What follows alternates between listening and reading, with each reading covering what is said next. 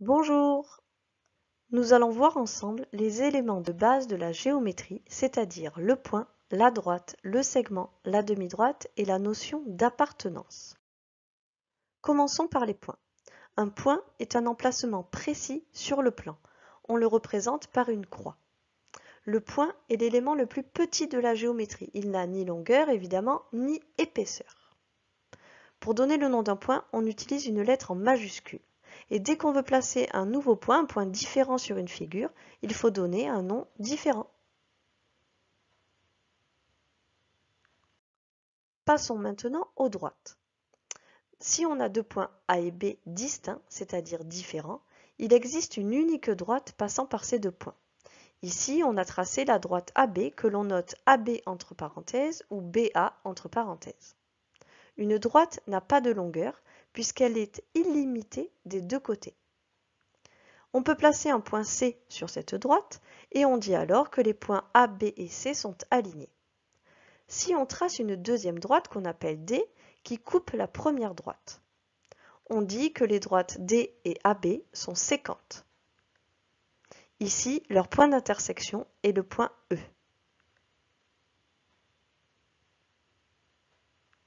Les segments. Reprenons nos points A et B. Un segment, c'est un morceau de droite.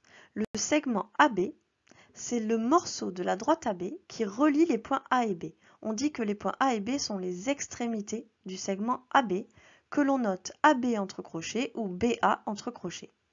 Un segment, contrairement à une droite, a bien une longueur. On la note AB sans crochet.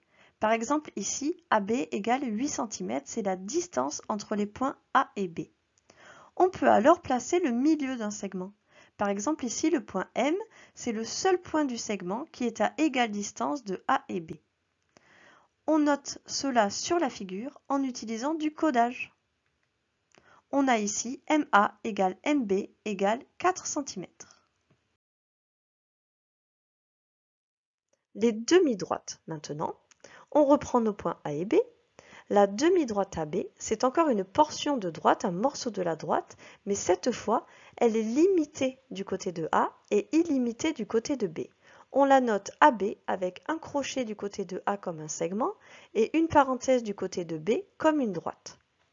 Le point A est ici l'origine de la demi-droite. Une demi-droite n'a pas de longueur puisqu'elle est illimitée d'un côté.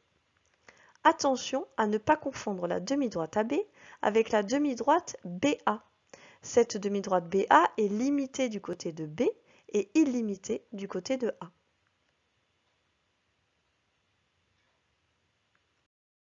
Voyons maintenant la notion d'appartenance. On trace une droite D, on place un point P sur cette droite, on dit que le point P appartient à la droite D et on utilise ce symbole qui signifie appartient à. On place maintenant un point K qui n'est pas sur la droite D.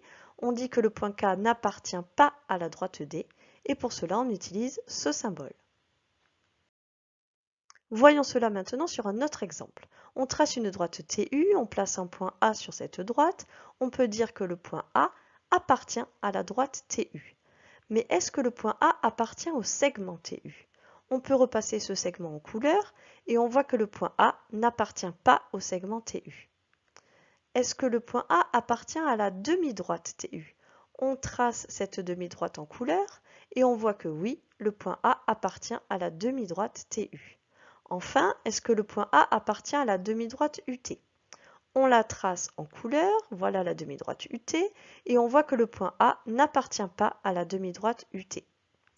Voilà, j'espère que maintenant tout est clair pour vous.